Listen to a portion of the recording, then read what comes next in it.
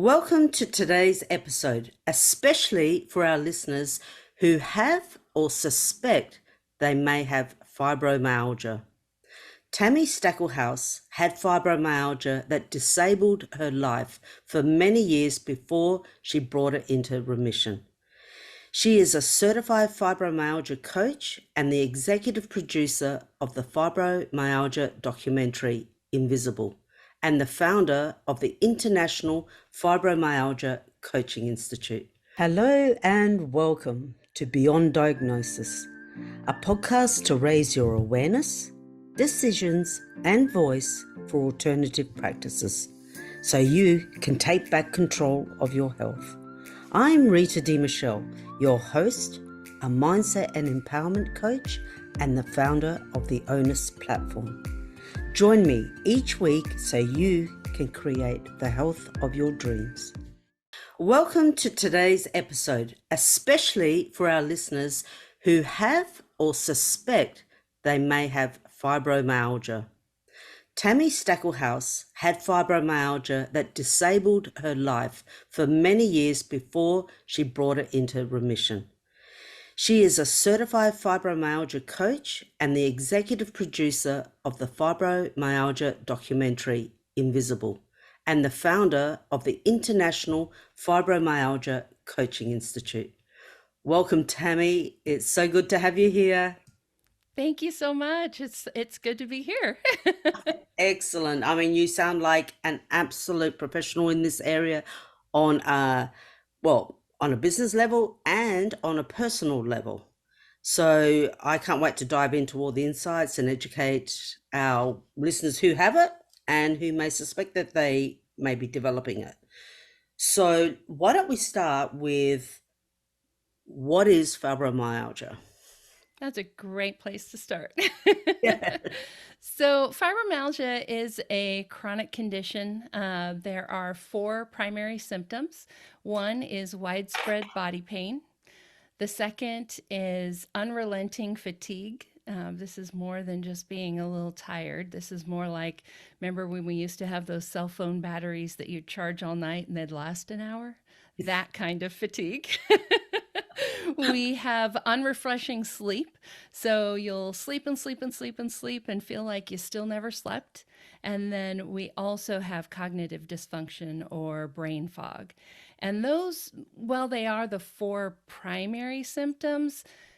The easiest way I think to explain fibromyalgia is that it's an amplifier. It'll take anything that's going on in your life, if you got a bad knee, and it will jack that pain up. If you are sick with, you get the cold, you are going to have your fatigue amplified. So fibromyalgia really works as an amplifier for everything else.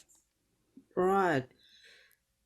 So we're talking body pain, fatigue, Brain fog, poor unrefreshing sleep.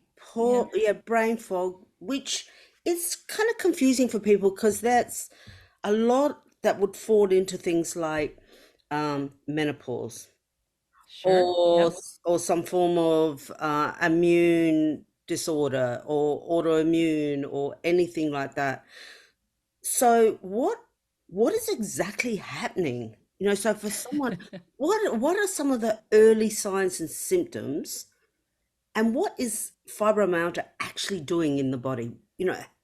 Yeah, great question. Great Yeah. question. And there's a lot about fibromyalgia we don't know yet. I always like to describe it like you might be familiar with the parable of the blind men and the elephant, right? All the blind men are touching the elephant, and one says it's a snake, and one says it's a wall, and one says it's a pillar, depending on what part of the elephant we're touching. And fibromyalgia is quite like that.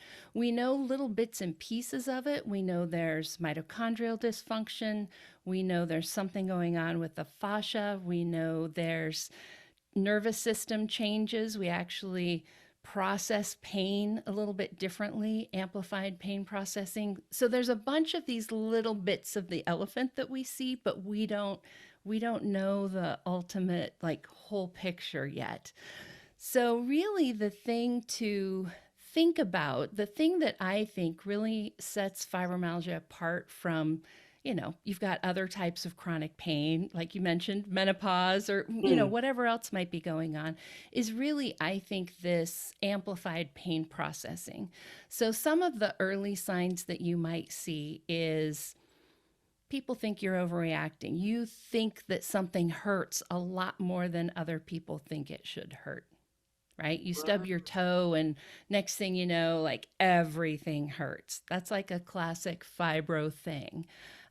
You might have, joint pain, but yet your joint pain is so much worse than what maybe it looks like it should be on an x-ray. Mm. Right, so it's this amplification.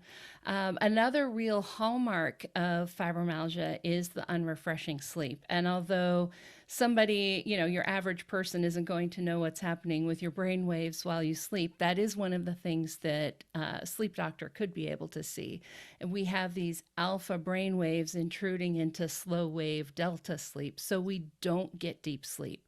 We often don't get REM sleep if you're not dreaming at night. That can be a symptom. Of course, of a lot of other things too, right? There are other things that may cause you to have poor sleep, but these are all clues to look further. And part of the diagnosis of fibromyalgia is, of course, ruling out these other things. Fibromyalgia is not a magnesium deficiency. Fibromyalgia is not automatically part of menopause. We need to look at all those other things and eliminate them as much as possible. But that little turning up of the pain volume knob, that's a good sign that there's something else going on in addition to whatever is causing that pain in the first place. That's really interesting that you say that turning up of the pain, because I have a friend who, when you give her a big bear hug, right? Oh, don't, it hurts. I'm going, Yeah. like, she's saying that it hurts, like it hurts on her skin, but it kind of pain. Is that the type of amplified pain you're Yeah. talking about? That if someone touches you, like I would Yep. go like that to me, and yeah, I can feel it, but they would feel it like, whoa, 10 times worse. Yep, that's exactly what I'm talking about.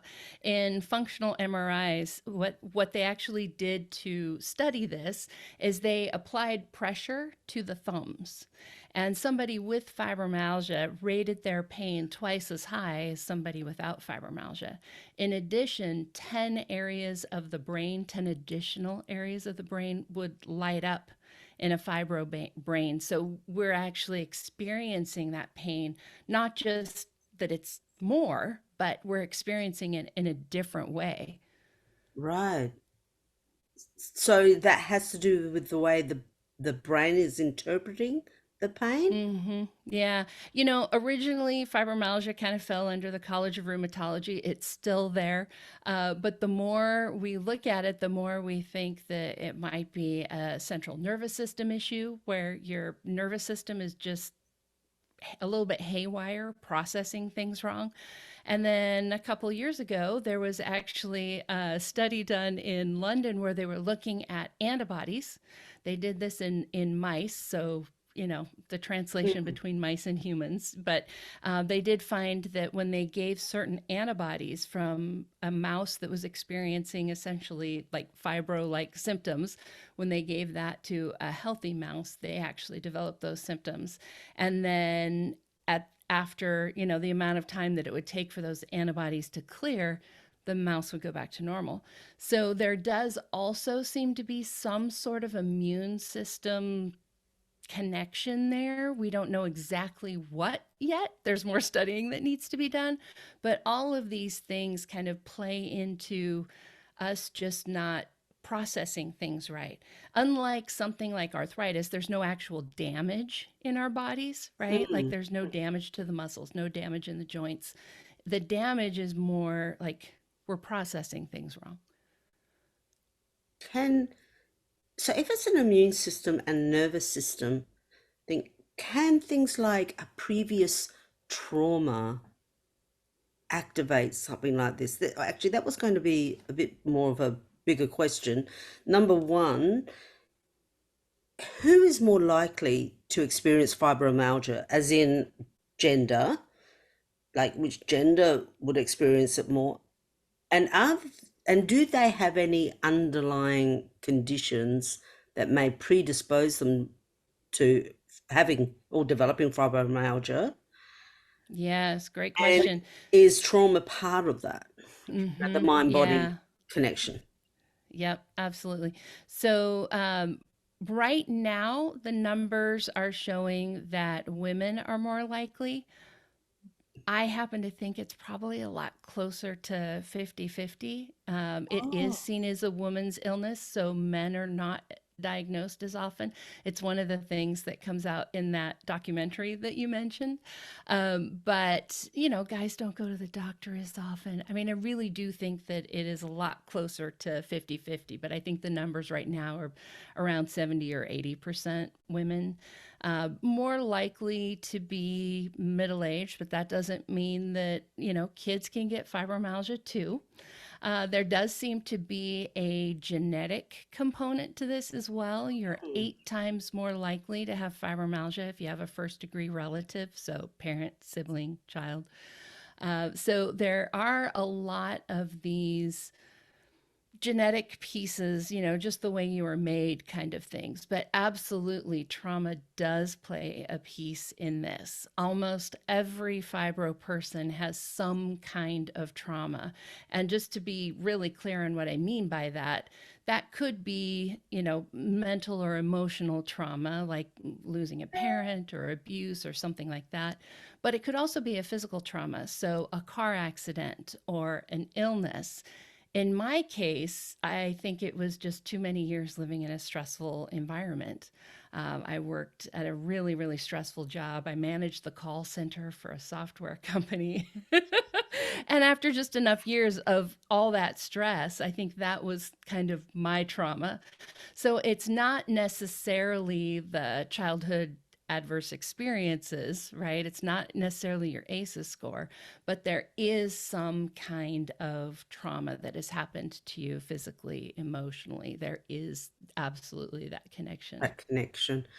Yeah. Can you then share your experience with fibromyalgia for our listeners who are unsure if they're experiencing chronic pain or if they're developing fibromyalgia, and what are some of those very early signs and symptoms that you were aware of or you developed, that then led to fibromyalgia, that then led to that distinction? Because that can be confusing, can't it? That someone will go, "Oh, I've got chronic pain, it's absolutely debilitating," and someone else would go, "Yeah, but I've got fibro." That's even worse. Right. It's like, hey, Right, you don't know what exactly. pain is until you've got fibro. Oh man, no kidding. So I really started experiencing symptoms in my late 20s, early 30s. Like I said, I ran the support department for a software company, Mm, and it was a lot of stress. And I remember so many days sitting at my desk and thinking, if I could just close that door and turn off the lights and lay down on the floor, I would be out, right? So that kind of pointed to that fatigue and that unrefreshing sleep. I mm. used to also tell my employees that if they didn't write it down, it didn't exist. Like just telling me something was not enough. They needed to email me, they needed to write me, on a piece of paper. Yeah. Like that brain fog was so high that it was as if these things never happened. And I also was starting to experience some pain. And, I think what happens for so many of us, it kind of creeps up gradually, and we don't really realize I'm in my early 30s. I should not feel like this at the end of the day, right? I had chronic headaches, I had IBS, I had like just all these things. And every time I went to the doctor, and this is the part that will clue you in that maybe you are dealing with fibromyalgia, is every time I went to the doctor and they ran a test or they did an x ray or whatever it is, Mm. everything always came back normal. Oh God, don't you hate that? Right? I mean, they checked for rheumatoid arthritis. They checked for lupus. They did the MRI to, check my brain, like all the things. Everything always came back normal. And it wasn't until I had a doctor who was actually trained in fibromyalgia that I actually got my Mm. diagnosis. And that is very normal. I've heard numbers like 5 or more doctors in 5 or more years to finally get a diagnosis. That's about where I was before I finally got that diagnosis. And to put all of this in context, the first medication that was approved here in the US for the treatment of fibromyalgia did not come out until 2007. Oh. So think about it. If you have a doctor like, your average middle aged doctor that you go see, if they've been in practice 17 years, they graduated before this medication even existed. So when they graduated, there was nothing, quote unquote, that we could do for fibromyalgia. So just to, put all of that in context, I was actually diagnosed in 2007. Lyrica was that first medication. It was one of the meds that I went on. But if I had been diagnosed earlier, that option wouldn't have even existed. So, this, even though fibro has been around forever, this lack of knowledge and education is a real problem. Doctors just really aren't taught how to treat fibromyalgia effectively. And depending on how long ago they went through med school, they might not have been taught at all, right? Mm. So, this is really the biggest challenge when people are diagnosed is how do we then find the help that we need? So you've got to have somebody on your team who knows something. That may be your doctor, it may not be your doctor. I serve that. I kind of fill that hole for a lot of my clients, but in my case, I did have a good doctor. I think my first appointment, I left her office with, you know, 3 or 4 prescriptions and a list of supplements to buy, all these things. And after 2 years of doing all of that, nothing had really changed.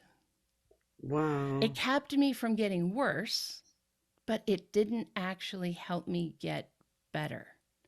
Mm. So at that point, end of 2008, beginning of 2009, I went to my doctor and I'm like, look, this is not how I want my life to go. There's got to be something better we can do here.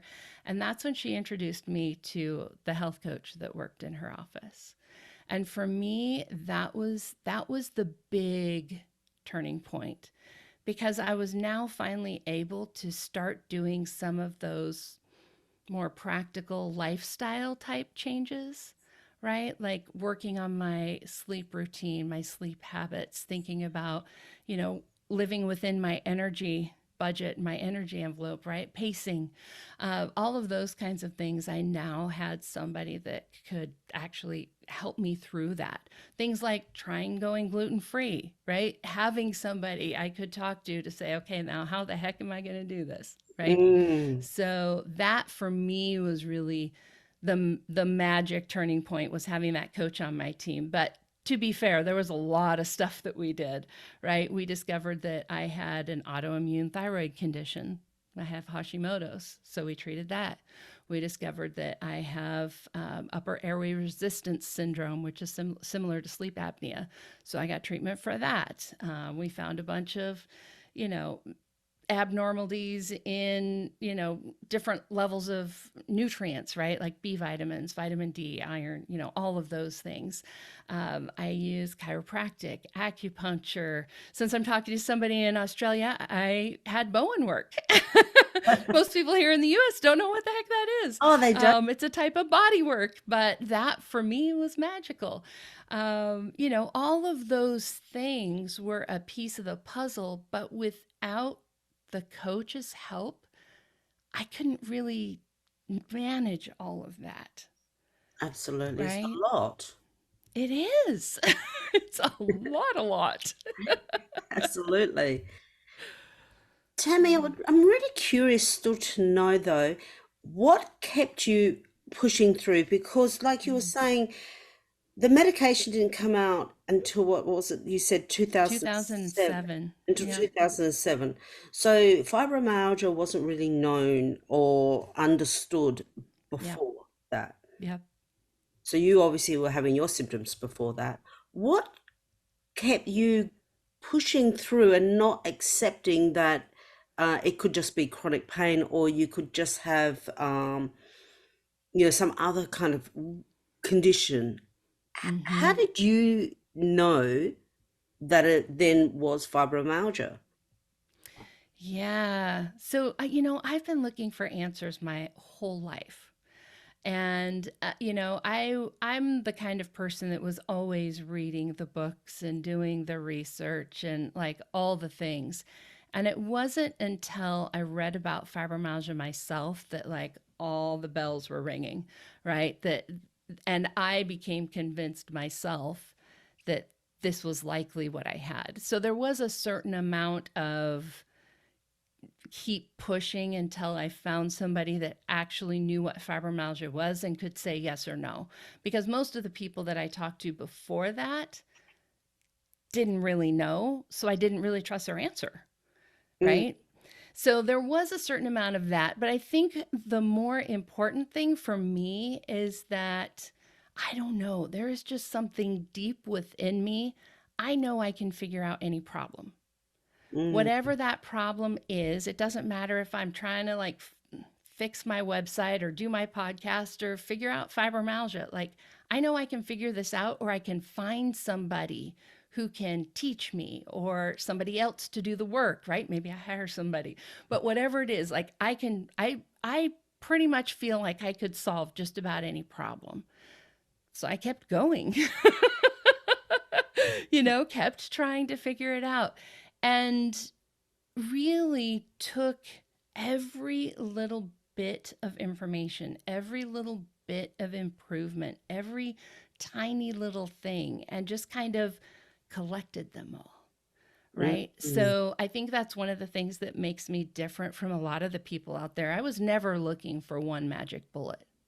I was looking mm. for a collection of things that would work, right? There is never going to be just one thing that is going to fix your fibromyalgia. But if you find enough little things, you can add up to 100%, right? Yes. And that attitude, I think, of looking for the little things, and then just one of the other big mindset shifts that I don't think I could have done it without this, but was really realizing that our bodies are amazing things, right? My body wants to heal.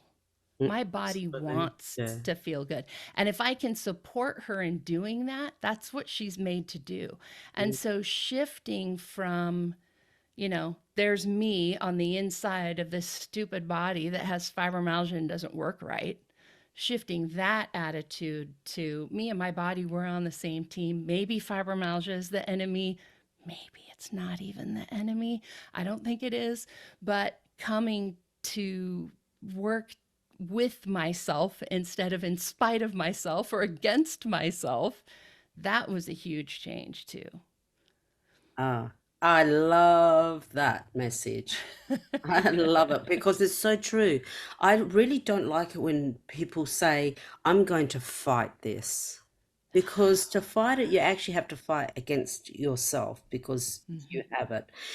It's more about acknowledging it, owning it in the sense of, I'm going to do something about this, and then find all the resources, anyone who can help, and then whoever, and then learning to advocate. When I do some looking around on social media before this interview, I was quite taken aback at the hundreds of what they call fibromyalgia warriors, they call themselves. And they all talk about how challenging it is to actually get that diagnosis. And, they say, I'm not being heard. They think that it's all in my head. I'm exaggerating. I'm being a drama queen or a hypochondriac. So it's obviously quite challenging to get that diagnosis. and we've heard about what treatment you've done. So, what can treatment look like? What can you say to people? It's not in your head. Keep pushing. If this doctor's not listening to you, they're obviously not trained in it. Go to someone else. So, what can treatment look like for them? What's their first step? Like we heard that you went to a doctor. The doctor said go to this coach. But if you don't have a doctor that says go to this coach, because Right. you know then you're lost, you feel lost. Yeah. Yeah. What is some things that they can do, and what can that treatment look like for them? Because it sounds like it's a treatment that has many aspects to it. Like fibromyalgia Yeah. sounds like it's got many moving parts to it. It's not just one straight road. It's you've got to address Exactly. that. So what can you encourage our listeners to do? Yes, I love this question because you're right. I mean, getting a diagnosis is hard. Finding a doctor that knows what to do with you, it is hard. So, the very first thing you have to realize is that it is on you. You can't be the doctor, obviously, but you need to be absolutely the best educated patient you can be. So, learn all you can. I Is it okay if I give people my book? So go get a copy of my book. You can go to Absolutely. takebackyourlifebook.com and you can get a free copy of my book. Read all you can. There are a bunch of really great resources out there. You need to be the most educated patient person that you can be because your doctor may or may not be. And you need to, first of all, know if they are. And second of all, know what your options are. So that's the first thing. When it comes to having somebody on your team who can fill that role as an expert, obviously, I highly recommend having a coach, particularly a certified fibromyalgia coach, because that's what we do, that's what we know. But if that's not an option for you, then here's a couple of steps, a couple of things that I would look at. When I'm working with clients, first and foremost, I want everybody to have a sleep study. If you haven't had a sleep study in the last 2 years, let's say, I want you to get another one done. And that's because almost 50%, 50% of all fibromyalgia patients have sleep apnea. Compare that to Mm, 2% of the normal population. If your doctor doesn't understand this about fibromyalgia, then they may not be referring you because it's not that common in the regular population. But in fibromyalgia, flip a coin, yes or no, right? So go get a sleep study done. You need to have somebody take a look at your thyroid labs and your adrenal function. Not just TSH. That's like a whole nother, like whole podcast episode on thyroid stuff. But there's almost always something going on with thyroid with fibromyalgia. You also need to like take control of your own energy, right? So you get to decide how you want to spend it. Really be I call it a really practical kind of mindfulness, but be mindful of your choices. How are you choosing to spend your energy? Maybe that means you hire somebody to clean your house. Maybe that means you choose not to have it as clean as you would like it, mm, right? mm, You have to make choices and you have to begin living within your energy budget. I tell people try to only spend about 80% of your energy because your body actually needs energy to heal. So if you spend 80%, then you've still got 20% that your body can use. But if you're spending every last bit of energy and you're collapsing at night with like nothing left, your body can't heal itself. mm. Right. So that's a biggie. There's a bunch of suggestions in my book, tips and things that you can do on your own to kind of figure out what your energy budget is and begin to live with it. But I think, those few things, your sleep, your thyroid and adrenals, all in there. I would also include like any other nutritional deficiencies, things like that, making sure your vitamin D, your iron, all of those things I mentioned, that those are all good. And then start working on your self management.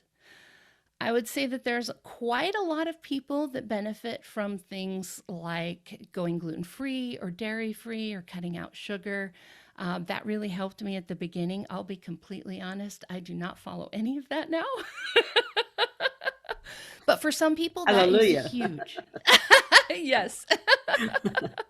So, and really like take the approach that this is a science experiment, right? You're going to try things. They may work, they may not work, but they will always tell you something, right? So if you try something and it doesn't work, make a note of it. If you try it and it does work, keep doing it and look for the next thing that you can try that's going to help.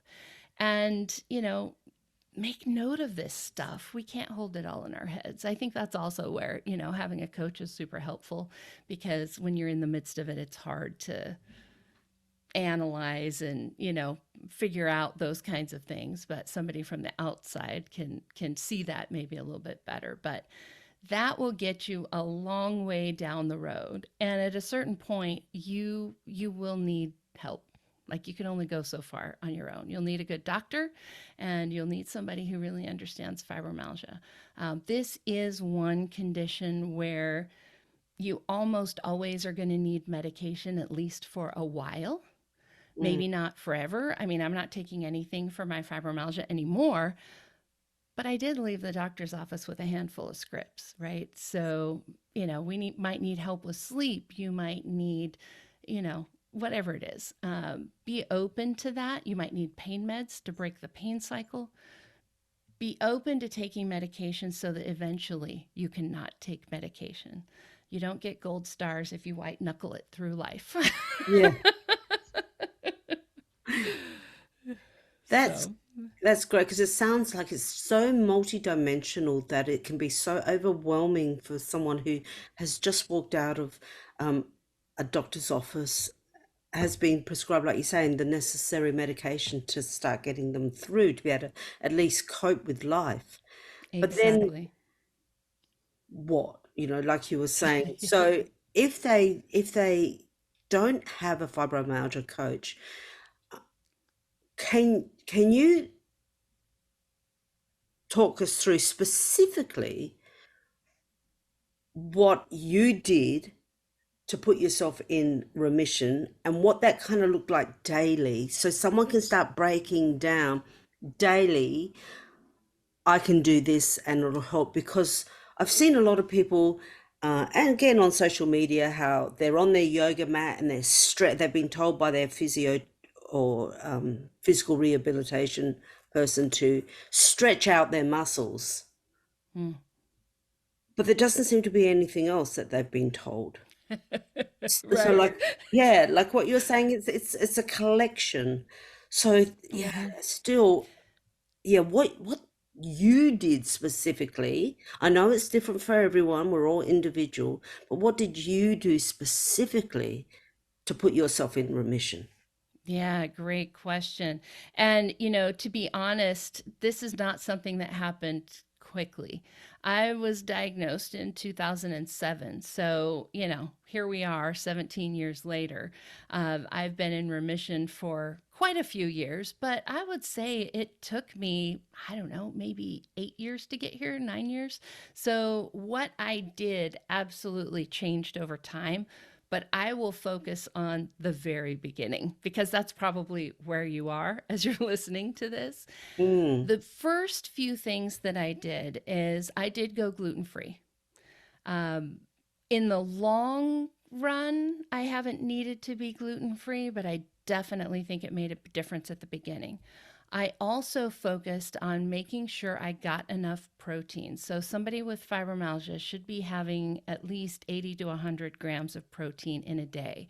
And so, if you're not somebody like me who really likes meat, that can be a little bit difficult. So, mm, maybe track your protein intake for a while, see where you're at. So, yeah. I really focused on making sure I got enough protein and I did try going gluten free. The other thing that I did is I took pain meds. I went on pain meds. I took tramadol. I took Lyrica. I was on Cymbalta. They all work in different ways on pain.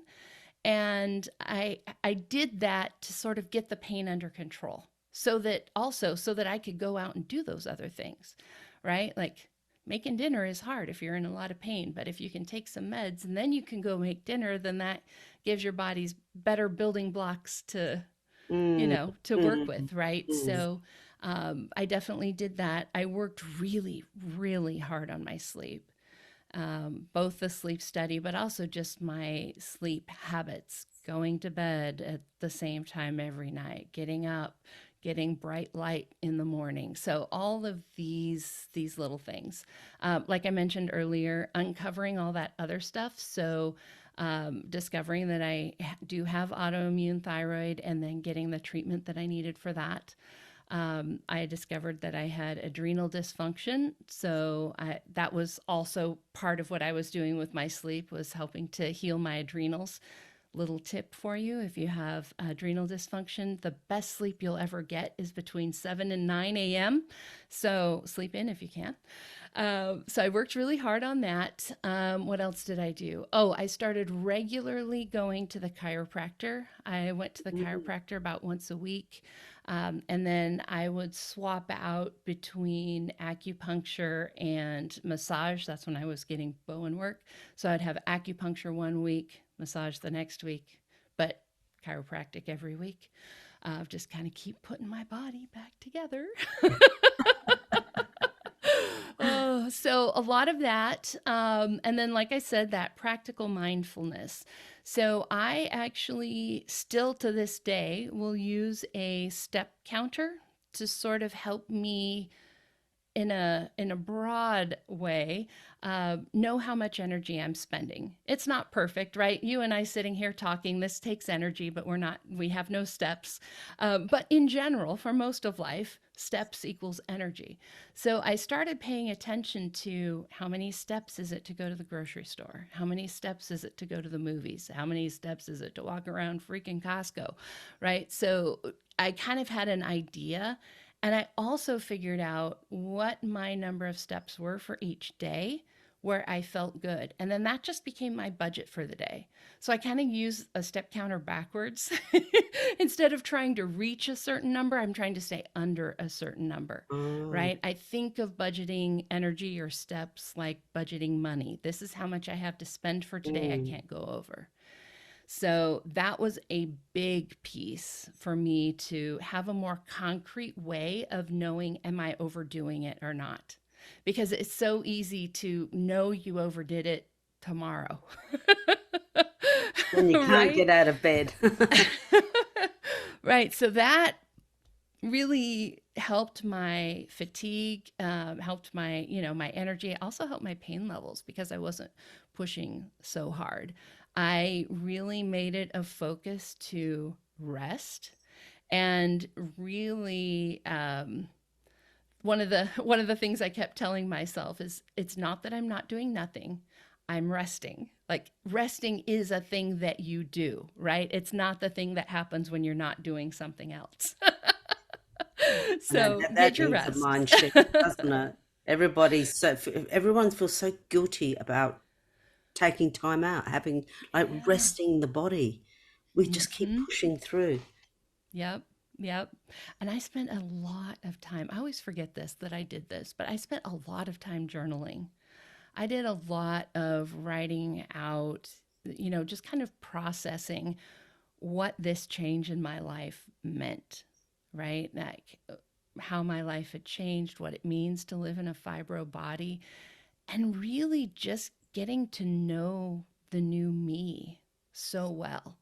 I think probably, obviously there's a ton of things that I did over 10 years, right? But the biggest thing, if I could like summarize it down to a thing, I got really, really good at knowing how different things would make me feel. If I do this, I'll feel this way. If I feel this way and I do this, then I'll feel better or worse, right? So I really got really good at listening to my body Mm. and knowing, is this something that's going to help or is this something that's going to hurt?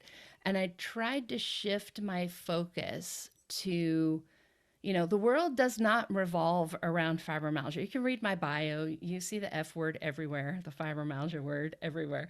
But my world does not revolve around fibromyalgia. My world revolves around feeling good, getting better. My world revolves around my healing. So every decision that I made was, is this going to help me feel better or is this going to make me feel worse? Am I moving towards better or am I moving towards worse? And so my mantra at the very beginning was, if I might follow my plan today, I'll feel better tomorrow. Like, forget Mm. about 5 years from now, who even knows? But if I do what I need to do today, then tomorrow will be better. And if you string enough of those together, Yeah, you're making positive progress, right? that sounds amazing because it's actually, you're talking about a collection of steps. It's not just if I stretch today, I'm going to feel better tomorrow. Mm-hmm. If I just get off gluten, well, there's my holy grail, I'm going to be better. It's about doing many things in like every day, those small Mm-hmm. steps, and understanding the old thing of getting back in touch with our bodies, listening to our intuition of what works for us. Because Mm-hmm. I guess, like yourself, you sought out many people and you went to many people, but you really had to come back to self to be the Absolutely. leader and the guide of what is working. You can see many people and Right. they can tell you, and they're a professional opinion of what they think will work, but does it work for you? Right. Right. And And is it again, is it helping me feel better? Is it making me feel worse or is it doing nothing? Right? And you are the only person who can really make that judgment. I mean, there's some caveats there too, right? Like you've got to follow the protocols properly. You've got to give it enough time to work, like things like mm, that. But ultimately, you're the only one who lives in your body, right? mm, So you're the only one who's really going to know. And there were a lot of things that I tried that were just okay that I didn't keep on board, right? So every day is different. That's one of the challenges with fibromyalgia too, is that not only is each individual different, but each individual's days, moment to moment, is different. So one day maybe stretching is awesome, but on another day, it might be the thing that puts you into a flare, mm, right? Which is both crazy making. I mean, let's just be honest here, right? Like, oh my goodness, how do you even know? But that's where that listening to your body part comes in, right? Because at the stage that I'm at, having done this as long as I have, being in remission now, working so hard at it, I know on a day to day basis if that stretching is going to help or hurt because of how I feel, because of what mm. else is going on, right? And it takes time to get there. It takes time and practice. I think that's, you're not going to do it perfectly. There's going to be trial and error, and that's just like that's how it works. If you're trying things and it doesn't work, you're doing it right. Yeah, that is so inspiring, Tammy, for people, because part of, well, a lot of this show is about education. So our listeners can become a very informed self advocate. Yes. Can you, in your opinion and from your experience, what's one of the best approaches when seeking help from doctors and other care providers for someone to advocate for themselves? What are some of the best things that they can ask for? How can they advocate for themselves properly? Speak up for their needs and know and feel self-assured that what they're saying from what they're feeling is true and not to have it diminished. Mm. Oh, so good. So I think there's a few things here. First of all, just have that confidence. There is nobody else living inside your body with you. And if there is, you need a different kind of help. But your doctor doesn't know what it feels like in your body. Your doctor is not there every single moment. You absolutely are the expert on you. So Mm, own that, believe that. I love Having said that, though, there is good and bad ways maybe to approach your doctor about different things. If you go in there and, try to be the expert on everything, that's just going to like create friction, make it. it hard for them to listen to you. I mean, they are the ones that went to medical school. Even if you know more about fibromyalgia than they do know something, right? So going in with this idea of partnership, Mm, right? So it might be something like, I heard this podcast and they talked about this, and you know, is it possible to go get a sleep study? Versus mm, going in and saying, I heard I'm supposed to have a sleep study. Right? So acknowledging their expertise and going in as a partner is great. It's also really important, like, you do not have to accept bad doctors, right? I mm. honestly, I feel like we need to treat doctors a little bit more like we treat restaurants.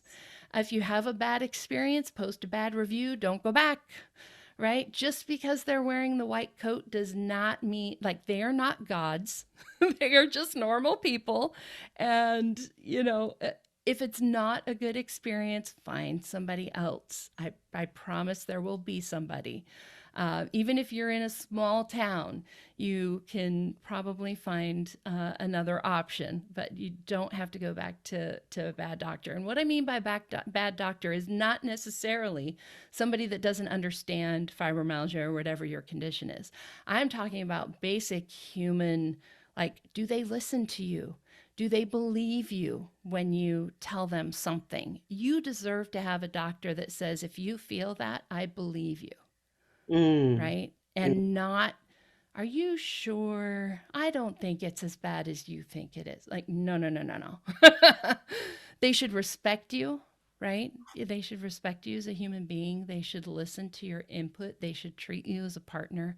That's the doctor that you're looking for. Because if you have that doctor who listens, believes you, respects you, treats you as a partner, you can bring in resources that can educate your doctor, mm. right? There are lots of materials out there on the internet. There's books that you can bring in.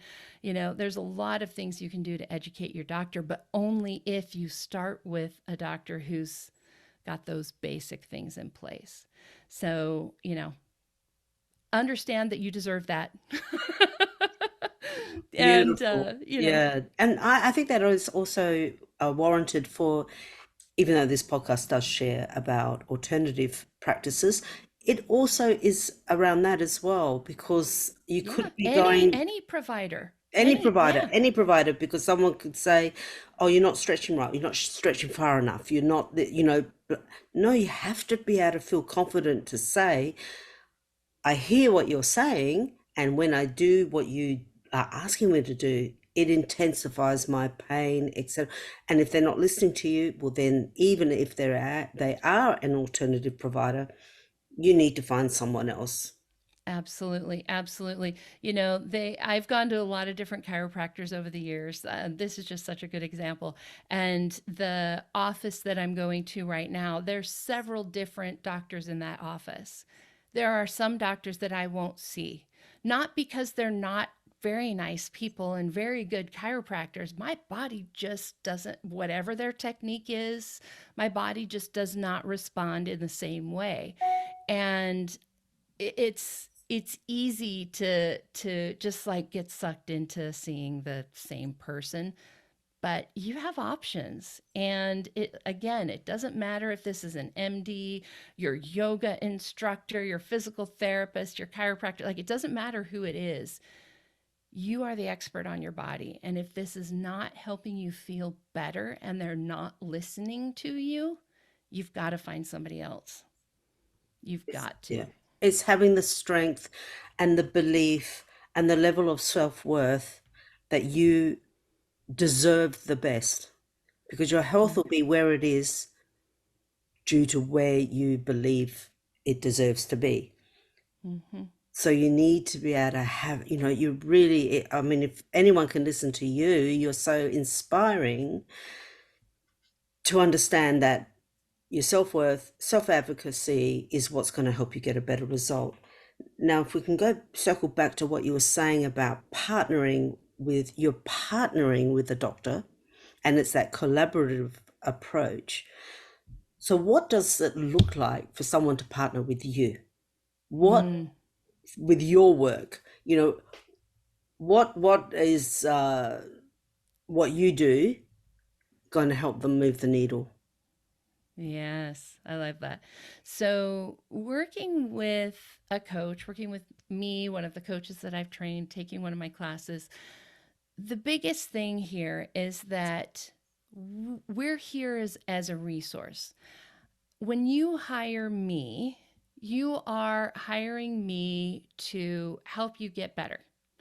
So, sometimes that means I might tell you to do things you don't want to do because maybe what you want to do is actually not going to help you get better, right? So I am 100% on your side and not colored by like what I want to do or not. This is all about you, but I am going to help you towards the goal that you have set. Now, having said that, you, of course, are the expert on you. So I'm like I don't know, the library, I guess, of fibro knowledge, but you bring yourself.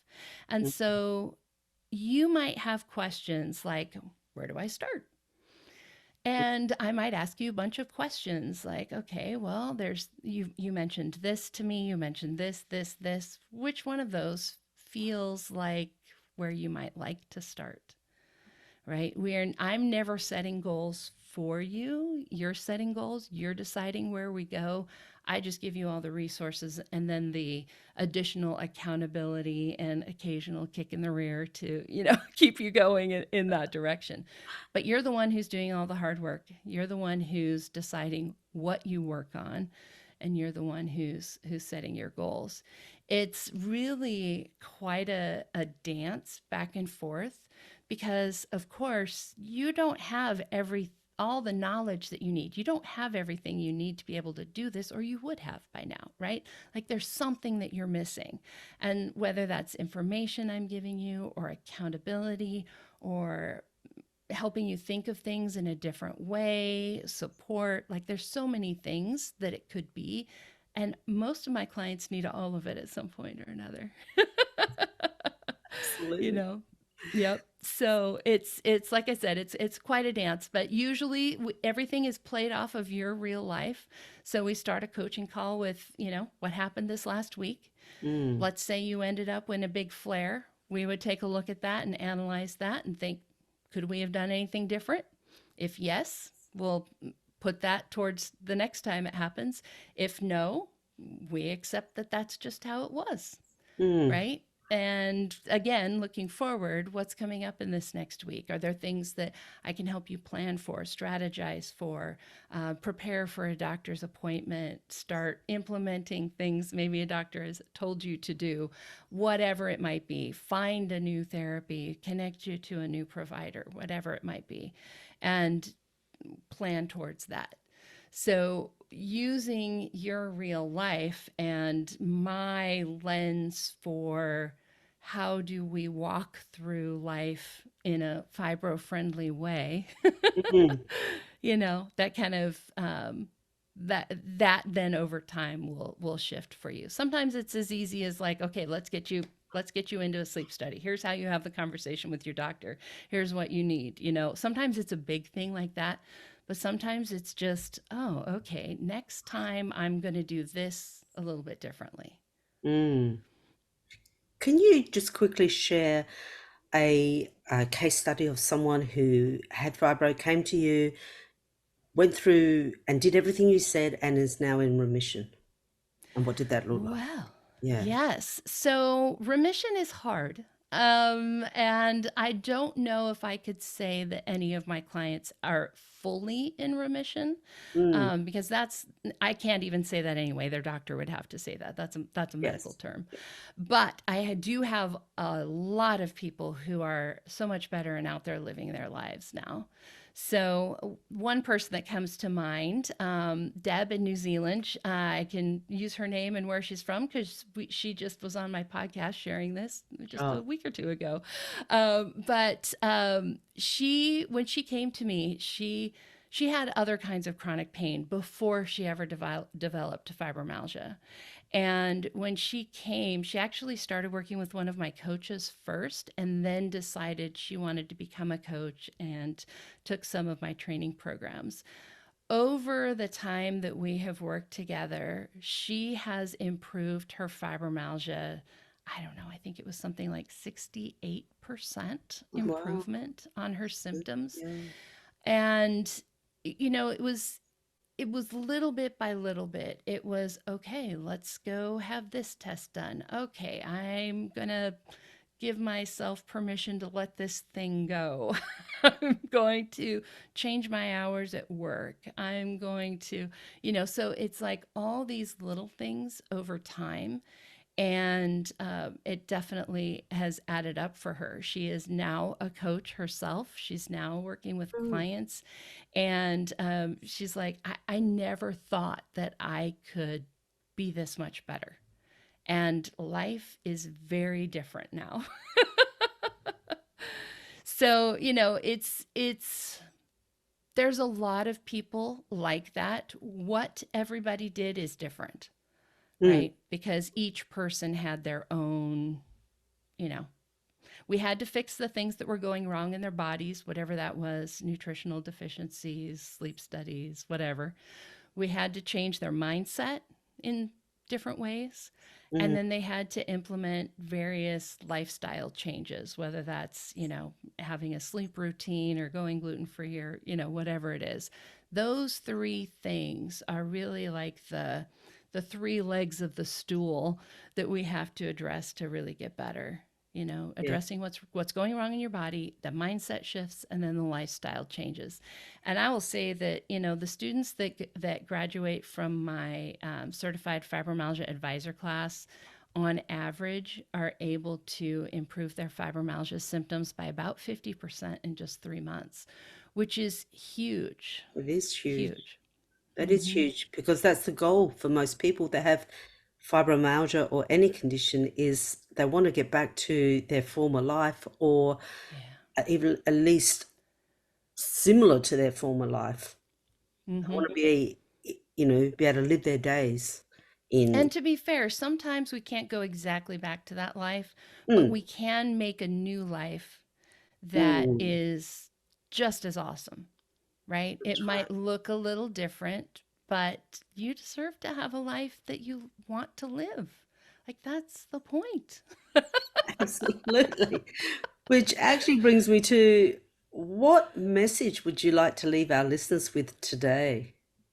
Oh, goodness. Yes. So, really, like the first thing is fibromyalgia is real. So, if Mm, there's really things going wrong in your body, it's not all in your head, it's a real thing. So, that's the first. The second is, in spite of what you may have heard from your doctor or other places, fibromyalgia is very treatable. Very treatable. You just have to find the right resources, get the right information, and get the right support to be able to actually do that.